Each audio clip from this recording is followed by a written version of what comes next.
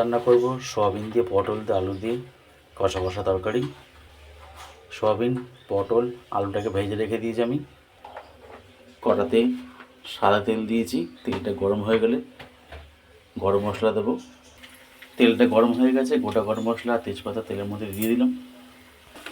আদা রসুন পেঁয়াজ টমেটো বাটা দিয়েছি, নুন হলুদ আর ঝাল গুঁড়ো লঙ্কা দিয়েছি। মশলাটাকে ভালো মতন কষাবো, কষিয়ে নিয়ে সয়াবিন আলু আর পটলটা দিয়ে দেবো। এদিকে কড়াইতে মশলাটা এখনও কষানো হচ্ছে, আর এই পাশে কড়াইতে আমি সর্ষের সাদা তেল দিয়ে দিয়েছি। এর মধ্যে করলাগুলো একটু ভাজবো, নারকেল দিয়ে একটু ভাপা করবো। করলাগুলো আমি তেলের মধ্যে দিয়েছি, একটুখানি ভেজে নেবো, ভেজে নিয়ে তুলে নেবো। তারপরে নারকেল আদা রসুন কাঁচা লঙ্কা বাটা দেবো, আর সর্ষে বাটা আছে।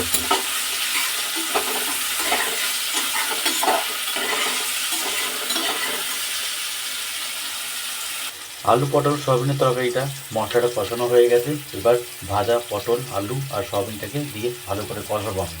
সয়াবিন আলু তরকারিটা ভালো মতন কষানো হয়ে গেছে, আমি জল দিয়ে দিয়েছি সেদ্ধ হওয়ার জন্যে।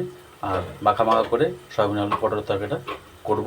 এই পাশে আদা রসুন নারকেল সর্ষে বাটাটা দিয়ে দিয়েছি, আর ফোড়নে কালো জিরে দিয়েছি, নুন হলুদ আর সামান্য ঝাল লঙ্কা দিয়েছি। মশলাটাকে কষিয়ে নিয়ে তারপরে করলাগুলো দিয়ে দেবো।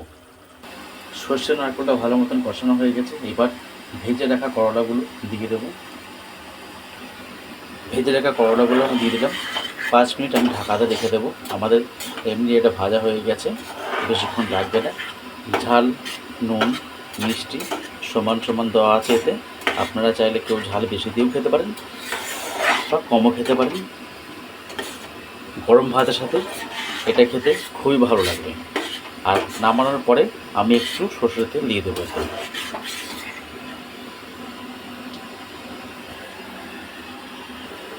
সর্ষে নারকেল করলা আমাদের ভাপা হয়ে গেছে।